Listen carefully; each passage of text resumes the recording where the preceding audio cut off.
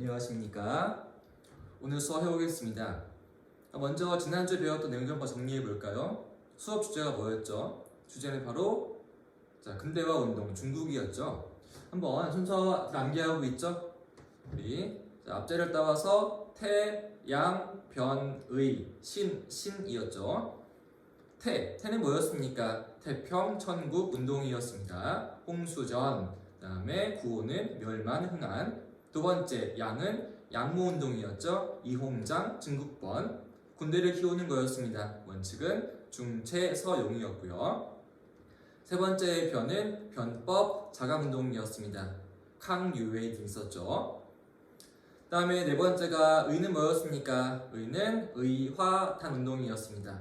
그렇죠? 서양에 대한 저항이었죠. 부청멸양. 체결한 조약은 신축조약이었고, 그 다음에가 신은 신정이었습니다. 새로운 개혁의 추진, 그때의 법, 흠정, 헌법, 대강이었죠. 마지막 신은 신의 혁명이었습니다. 청나라 멸망. 이제 오늘 배울 내용은 일본으로 오겠습니다. 자, 일본입니다. 근대화 운동. 먼저 일본 개항은 누구에 의해 이루어지는 거였죠? 일본의 개항은 바로 미국에 의해서 이루어지고 있었습니다. 첫 번째 한 조약 뭐였습니까? 첫 번째 한 조약은 먼저 연도 언제? 1854년도의 조약이었는데 미일 화친 조약이었죠. 그 뒤에 두 번째 한 조약은 58년도 조약이었던 미일 수호 통상 조약이었습니다. 그 이후에 근대화 운동으로 오겠습니다. 1번입니다. 자, 개항 후 일본의 모습 어떤 모습이었느냐? 경제가 또 어려웠습니다. 왜냐? 바로 물가가 올라갔거든요. 이렇게 물가가 올라가자 돈이 없는 학원무사들의 생활이 너무나 어려워지게 돼. 그들이 막부에 대해서 저항하겠죠. 왜? 개항은 막부가 한 것이었으니까. 그래서 그들이 반막부 세력을 모아서 전개한 것이 존왕 양이 운동이었습니다. 존왕 양이란 무엇이냐? 존왕, 왕을 중심으로 해서 서양 오랑캐와 싸워야 한다는 거죠. 이제 강조하는 거는 막부의 쇼군이 아니라 왕을 강조하는 모습이라는 겁니다. 당연히 막부는 이 운동을 탄압하겠죠. 그 다음 또 이러한 하강무사들이 서양과 싸웠지만 패배해버리면서 바로 전개한 것은 무엇이냐? 막부 타도운동이었습니다. 막부 이제 없애야 한다. 그래서 그러한 결과 막부가 붕괴해버리고 이제 새 정부가 세워집니다. 중심을 천황으로 옮겨오는 것이고 그 이름이 메이지 정부가 세워집니다. 이제 새로운 시대가 열리는 거예요. 에도가 끝나버리고 새로운 정부 메이지 시대가 열렸습니다. 여기에서 메이지라고 하는 거는 천황의 연호였습니다. 메이지 천황이었거든요.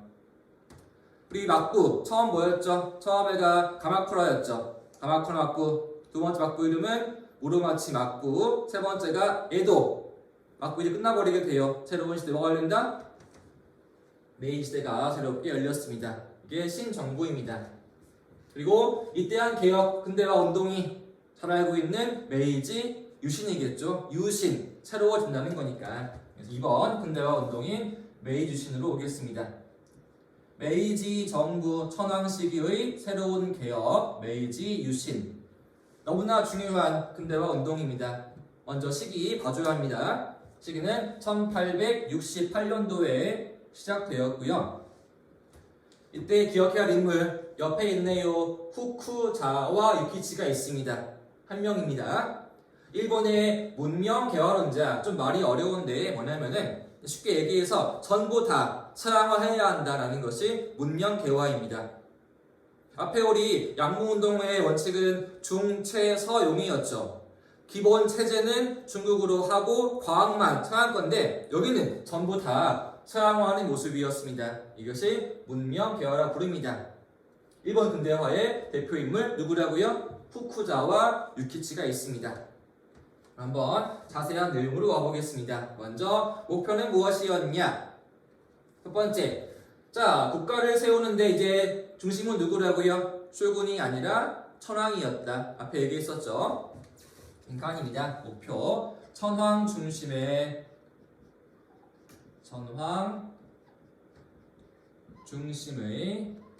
중앙집권 국가를 세우는 것입니다. 또 나라의 힘을 길러야겠죠. 목표는 부강명에 의한 운명개화 이루는 것이 메이지 유신의 목표였습니다. 그렇죠? 막고가 아니라 천황과 함께 국가의 힘을 길러서 근대화해야 한다. 목표. 두 번째, 근대화. 뭔가 모델이 필요하겠죠? 해외에다가 사람들을 보내었습니다. 대표 인물이 이와쿠라였습니다. 그래서 이와쿠라가 대표가 되었던 단체를 보내어서 서양을 보고 돌아오는 거였겠죠. 이름이 이와쿠라 사절단 파견이 이루어집니다. 요 시기는 1871년, 3년 뒤부터 이루어지는 거죠. 그래서 미국, 유럽을 둘러보면서 개혁을 참고하는 것이었고, 또 한 가지는 일본 개항시 체결한 조약들, 일본에게 불리한 내용들이었죠. 최애국 대우의 인정, 또 한 가지는 시해법권. 이러한 일본에게 불리한 내용들에 대해서 재협상을 하는 것 또한 또 한 가지 그들의 임무였습니다. 대표인물 이와쿠라 기억해주세요. 체크하겠습니다. 이와쿠라 사절단을 파견하여서 서양 문물을 배워가지고 왔다. 자세한 개혁 내용으로 볼게요. 먼저 정치입니다. 중앙 집권 체제의 확립. 하나 되게 중요하게 기억해야 할 말이 하나 있습니다. 빈칸에는 패번치현입니다. 빈칸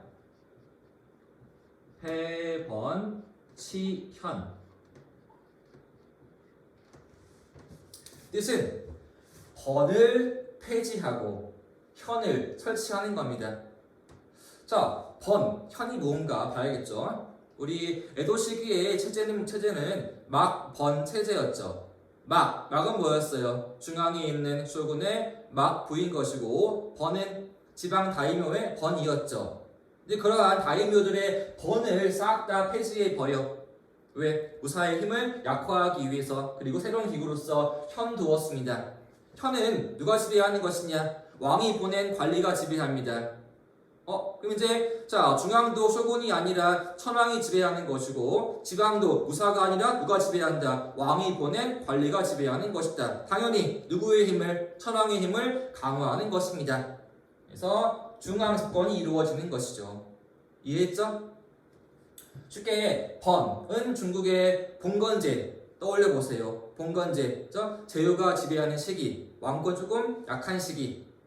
그에 비해서 치현이라는 것은 9년제입니다. 진시황이 있던 것, 한모제가 있던 것, 뭐하기 위해서 황제의 힘을 강화하는 것이었죠. 그걸 한번 비교해보면 좋을 것 같아요. 군대에서는 징병제가 이루어집니다. 징병제 뭔지 알죠? 군대에 대한 의무입니다. 오병제가 아니라 끌려가야 하는 의무인 징병제라는 거였겠죠. 그리고 경제에서입니다. 개혁하려면 뭐가 많이 필요하겠어요? 돈이 많이 필요하겠죠. 재정을 안정화해야 하기 위해서 개혁들이 이루어집니다. 첫 번째로는 토지세를 근대화합니다. 이게 무슨 말인가 하면은 만약에 비싼 땅이 있어. 세금 당연히 많이 물리겠지. 조금 싼 땅이 있네. 세금을 적게 물리는 모습. 이런 게 세금을 근대화하는 모습이었고요. 두 번째로는 식산흥업정책. 산업을 식은 심는 거죠. 우리 나무 심는 게 언제야? 식목일 심는다는 거. 식에서 산업을 심고 부흥 일으키는 것이다. 한마디로 얘기해서 경제를 키운다 라는 겁니다. 그리고 세 번째, 사회에서는 평등화돼. 신분제 유지할까? 폐지해버리겠죠. 세 번째로는 신분제를 폐지합니다. 신분제 폐지.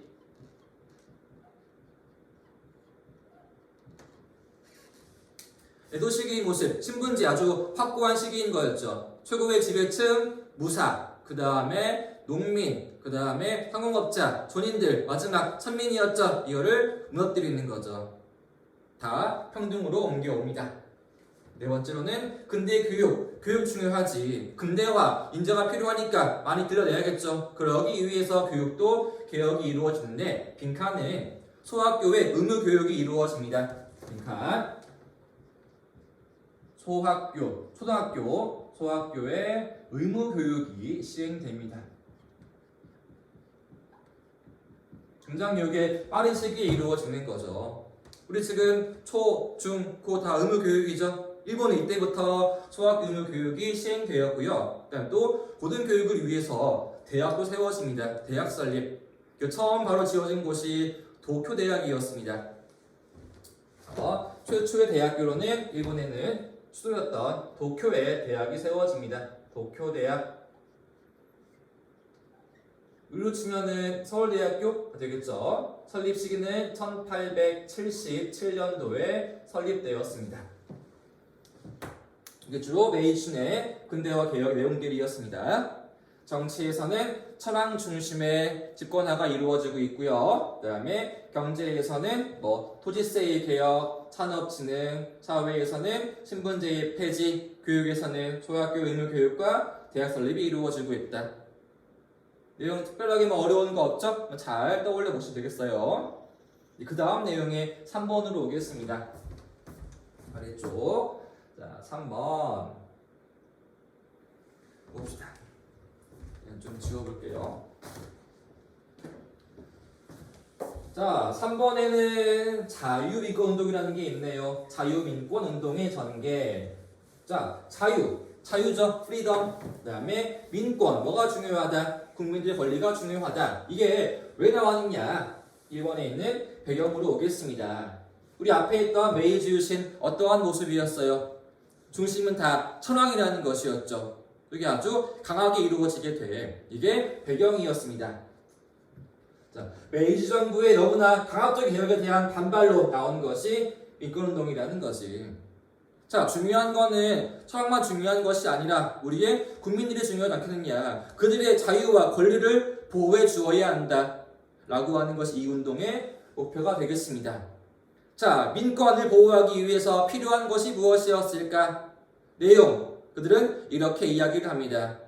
일본도 서양과 같이 은혜가 필요하대요. 줄 그어볼게요.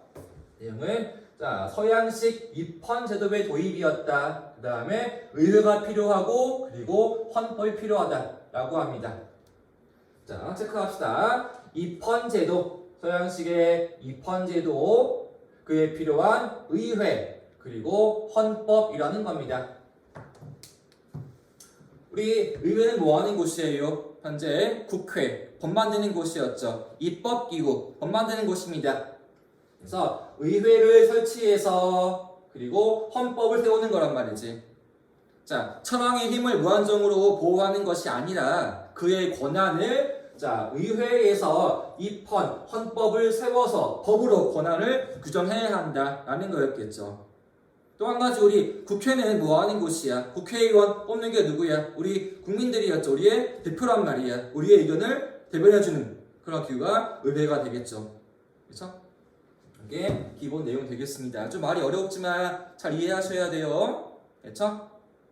자, 천황의 권리와 백성들의 권리를 의회에서 헌법을 만들어서 보호해 주어야 한다라고 하는 게 어느 운동이라고요? 자유민권운동이었다. 주로 전개한 게 언제였냐? 전개한 시기는 1870년대 이후에 전개합니다. 70년대 이후부터 쭉 전개했던 운동, 자유민권운동이었습니다. 정부 대응 철저하게 탄압이 이루어지게 돼요. 즉 우리가 근대화에 필요한 건 강한 왕권이지 민권은 아니야 라고 하면서 탄압이 이루어지지만 조금씩 의회 필요하지 않을까? 의식도 점차 커가면서 드디어 이 요구를 수용하여서 중요한 헌법 만들어집니다. 그렇죠? 천황 중심의 강압적 개혁 메이지 유신, 이에 대한 반발 70년대의 어느 운동? 자유민권운동. 비록 탄압이었지만 그 필요성을 인식해서 새로운 법 만들었다. 그 헌법 이름 너무나 중요합니다. 별 무한대 하겠습니다. 4번에 별표를 무한대해 주고요. 헌법의 이름 대일본 제국헌법입니다. 대일본 제국헌법이 만들어지게 돼요. 대일본 제국헌법. 일명 부르는 또 별명이 있습니다. 메이지헌법. 왜? 지금 시기는 메이지 시기였으니까. 메이지 정부, 메이지 유신, 메이지 헌법 이렇게 부릅니다. 이거 시기 암기해줘야 돼요. 제정 시기는 1889년도에 만들어집니다.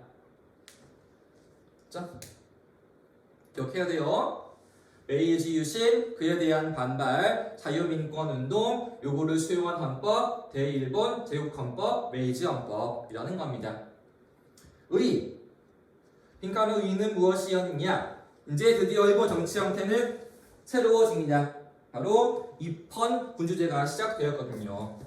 의 빈칸에는 헌법 만듦으로써 입헌 군주제 기반이 마련되었다. 입헌 군주제 국가의 제도적 기반의 마련. 그런 뒤에 드디어 또 의회가 만들어져 1년 뒤에 체크할게 여기도 제국의회가 만들어진다. 1890년도의 일이었습니다. 그렇죠? 메이지 헌법 만들어 정치 형태를 입헌 군주제로 정한 다음에 의회까지 만들어지는 모습이었는데요. 한번 다음 페이지에 있는 법 보겠습니다. 프린트 이제 오른쪽에 위로 올게요. 자, 굉장히 중요한 자료입니다. 보겠습니다. 대일본 제국헌법 메이지 헌법 제정이 언제였다고요? 1889년 반드시 기억하세요. 제 1조입니다. 대일본 제국은 만세 1개의 천황이 통치한다. 자, 천황은 태양신 이래의 만세 1개입니다. 영원히 하나의 라인이었다. 태양신의 아들의 아들의 아들의 아들이 지금의 천황으로 이어지고 있다. 2조입니다. 천황은 신성하며 범할 수 없다. 천황은 신이라는 거죠. 천황에 대한 숭배입니다. 그리고 제4조.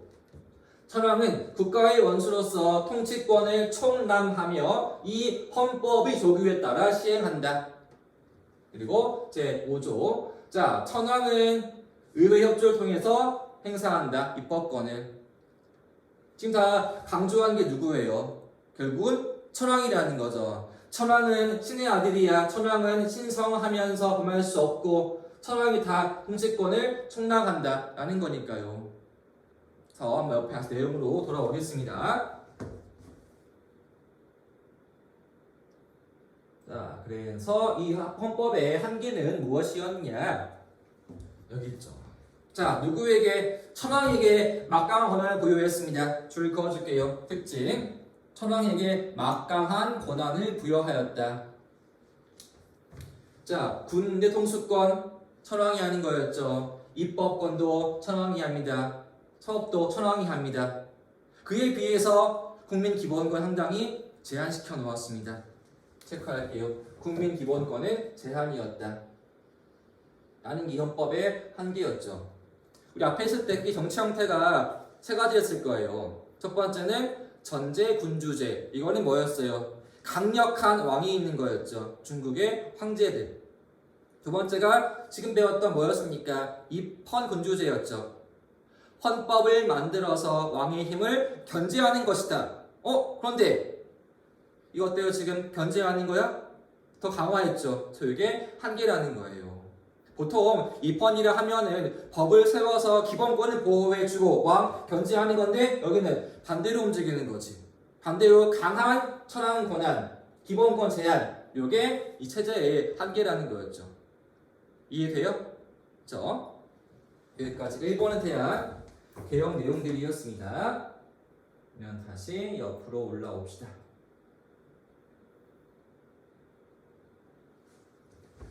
이제 일본. 자, 개혁하고 있습니다. 일본 개혁은 성공이에요? 실패예요? 일본 개혁은 성공이었죠. 중국은 실패였지만. 자, 이제 내부 개혁했어. 그 다음 뭐 해야 할까? 외부로의 팽창을 해야겠죠. 그 팽창으로 오겠습니다. 자, 2번입니다. 일본의 대외 팽창과 동아시아 질서가 변화하는 모습이라는 것. 볼까요, 한번? 우리 개양자 동아시아 질서 어떤 모습이었어요? 동아시아의 가장 1인자 누구였습니까? 1인자는 청나라였죠. 1인자 청나라. 그리고 2인자가 어디였어? 우리의 조선이었죠. 2인자는 조선. 그리고 3인자가 누구야? 가장 아래가 일본이었죠. 일본. 근데 이러한 질서가 개혁 이후에는 변화합니다. 쉽게 얘기해서 성의 힘은 점차 약화하고요. 우리의 힘도 점차 약화합니다. 일본은 치고 올라온다라는 거죠. 질서 변화를 이걸 의미하는 거란 말이야. 일본이 근대화한 다음에 성공이었지. 팽창을 하면서 일본은 커오는 반면에 청나라의 힘 개항 이후에 우리 태, 양, 변, 의, 신, 청 좋은 모습이었습니까? 결국은 망해버리는 거였죠. 이렇게 하락을 하고 우리 역시 점차 일본 침략으로 하락하는 모습이었죠. 이제 일본이 1인자로 올라옵니다. 이렇게 변화하는 모습을 한번 배워보겠습니다. 거기에 나온 첫 번째는 무엇이었습니까? 하나의 조약이 이루어지게 되어 조약의 이름 아래에 있는 것 청일수조교가 체결되었습니다. 빈칸에 1번 청일수조교의 체결 청일수호조교가 체결되었다. 또 시기 암기합시다. 1871년이었습니다. 앞에서 우리 메이지 시작이 언제였어요? 메이지 유신 1868년이었죠. 그리고 3년 뒤에 청구한 조약이었습니다. 청일 수호 조교. 포인트는 제1조에 있습니다. 1조 체크할게요. 대일본국과 대청국은 화의를 화해하는 뜻을 본독히 하고 양국의 영토는 조금도 침범하지 않는다. 제3조입니다. 양국의 내정은 각자 자주하고 서로 간섭하지 않는다. 지금 이 조항에 의하면은 청과 일본 누가 위 누가 아래야? 아래가 있어 없어? 없지. 둘이 이제 동등한 지위에 올라옵니다. 이 조약의 특징입니다. 일본이 청과 대등한 관계를 주장하였다. 분명히 아시아에서 청나라가 1인자, 3인자였지. 둘이 이제 나란히 같이 올라온다는 거죠. 질서 조금씩 흔들리고 있죠. 조약에는 뭐라고요? 청일 수호 조교인 것이다. 그래서 일본과 청이 대등한 관계를 주장하였다. 포인트는 대등이라는 거죠. 변화의 시작이라는 거니까. 중요한 조약 기억하세요. 이제 그런 뒤에 우리한테 접근해 옵니다. 우리를 일본이 개항하게 하는 거였죠. 그 개항한 조약이 무엇이었습니까? 강화도 조약이었죠. 1876년도 요 이후의 모습이란 말이야. 68년도에 메이지 유신 근대화를 성공 추진. 청과 대등한 지위를 체결한 다음에 우리한테 접근해 오는 모습이었습니다. 그죠? 자, 조약 1조가 무엇이었습니까? 1조 기억나요? 조선은 자주국이며 일본과 동등한 권리를 갖는다 라고 써 있습니다. 조선 자주국이었대요. 좋은 말인데 여기 숨은 의도는 무엇이었습니까? 우리와 청을 떼어버리기 위한 거 아니겠습니까? 과거 우리와 청 어떠한 사이였습니까? 우리 청에 대해서 사대했었죠. 조공과 책봉이 이루어지는 거죠. 그거를 끊어버리기 위한 거야. 왜? 우리를 지배하기 쉽게 하기 위해서 일본의 어떤 노림수가 있는 거라는 거죠. 이게 두 번째, 관계를 약화를 시도하였다. 관계 약화를 시도하였다. 세 번째, 또 땅을 차지합니다. 그 땅이 어디였냐? 류큐 왕국을 무력으로 병합하게 돼. 우리 류큐 배웠죠? 지금의 어디에 있습니까? 오키나와 지역이었지? 바꿔 이름도 이제는 류큐가 아니야. 현재의 이름 오키나와로 바꿔버리게 돼. 빈칸 류큐 왕국을 무력으로 병합하여서 오키나와 현으로 편입하였습니다. 오키나와 현으로 편입. 요거의 시기는 암기해 줘야 돼요. 요거의 시기는 1879년도에 이루어집니다. 이제 이름 류큐 아니에요. 오키나와 현 나왔네요. 폐, 번, 치, 현. 이제 일본은 번이 아니라 현을 두어서 관리가 지배한다. 오키나와 현. 이거 시기 암기합시다. 1879년이었습니다. 이제 류큐와 일본이 한 몸, 친구가 되었습니다. 친구니까 몇 년도? 79년이겠지. 자, 이거 류큐 입장에서는 좋아 싫어? 내가 망한 거니까 싫겠지. 싫으면 뭐 해야 돼? 욕해야지. 18. 이제 우리가 일본과 친구가 되었네? 연도는 1879년이었다 라는 거죠. 그래서 류큐의 입장에서 18 이제 일본과 친구 됐어. 1879년 기억하세요. 그리고 네 번째 또 한 가지 기억해야 할 조약이 있습니다. 텐진 조약. 요거의 시기는 85년이었는데 우리 앞에도 한번 나온 것 같죠. 자, 제1차 아판 전쟁 조약 이름 뭐였습니까? 안징 조약이었죠. 제1차 아편 두 개의 조약, 첫 번째가 텐진 조약, 그 다음에가 베이징이었죠. 걔하고는 다른 조약이에요. 별도의 동명이인입니다. 체결한 시기 85년, 계기는 무엇이었냐? 우리의 일이었던 갑신정변 계기로 체결한 청과 일본 체결한 조약이었습니다. 이거 배웠던 한국사에서 기억나요? 자, 첫 번째 이거였습니다. 조선에 주둔한 청일 군대를 동시에 다 철수해야 한다. 그리고 이후에 한 나라가 우리 군대를 파병할 경우에는 상대방에게 통보하기로 정해놓았습니다. 자, 이게 왜 중요한 것이었냐? 이제 한반도에서 청일이야 힘이 어때? 아주 같다라는 거죠. 일본의 성장이라는 겁니다. 그렇죠? 첫 번째는 청일수호 조교, 일본과 청이 외교적으로 대등해지고 있다. 그 다음 우리한테 접근해 왔네요. 조선의 개항이었던 강화도 조약, 그리고 영토의 확장, 류큐를 오키나와현으로 편입하는 모습, 그리고 군대상으로 한반도에서 청과 일이 대등해지고 있다. 텐진 조약이라는 거죠. 여기까지가 일본의 팽창이라는 겁니다. 그렇죠? 일본의 팽창. 국내에서는 무슨 개혁이 이루어지고 있다? 메이지 유신이었습니다. 이제 에도는 끝나버린 거예요. 막부는 끝. 새로운 거 뭐? 메이지 정부에 의한 개혁, 메이지 유신. 천황도 메이지 천황이라는 거였죠. 그래서 그리고 헌법 중요한 건 뭐? 대일본 제국헌법, 메이지 헌법. 천황 중심 기본권은 제한. 이렇게 개혁하면서 동시에 뭐 한다? 대외적으로 팽창들이 이루어지고 있다. 일본의 팽창 끝이 아니었죠. 여기에서 뒤에 또 이루어집니다. 두 번의 전쟁이 있었죠. 첫 번째는 누구와 싸웁니까? 한반도를 두고 일본이 청과 싸웠습니다. 이름 뭐 청일 전쟁이 있고요. 여기 일본이 승리했죠. 그리고 10년 뒤에 또 한 번 싸우게 돼요. 거대한 나라 유럽의 러시아와 싸우는 거죠. 러일 전쟁입니다. 또 일본이 이겼죠. 그 모습은 다음 시간에 배워보겠습니다. 여러분 수고했습니다. 감사합니다.